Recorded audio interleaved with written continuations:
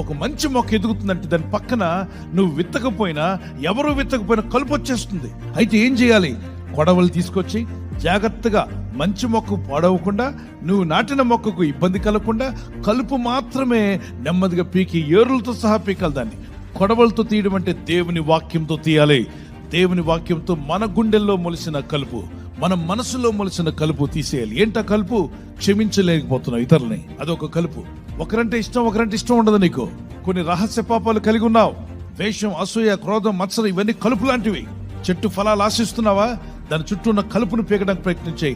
కలుపు పీకకపోతే నువ్వు పోసే నీరంతా కలుపు తీసుకుంటుంది, నువ్వు వేసే ఎరువంతా కలుపు తింటుంది. అలాగే నీలో ఎదుగుతున్నటువంటి ద్వేషం, అసూయ, క్రోధం, మత్సరం, కామ, క్రోధ, మదమత్సరాలు, వీటిని జాగ్రత్తగా ఎదిగి తీసేయకపోతే అవి నీలో దేవుడిచ్చే ఆశీర్వాదాలన్నింటినీ పీల్చేసుకుంటాయి. నీ మనసును కృంగదీస్తాయి, దేవునితో డిస్కనెక్ట్ చేస్తాయి. వాటిని తొలగించాలి.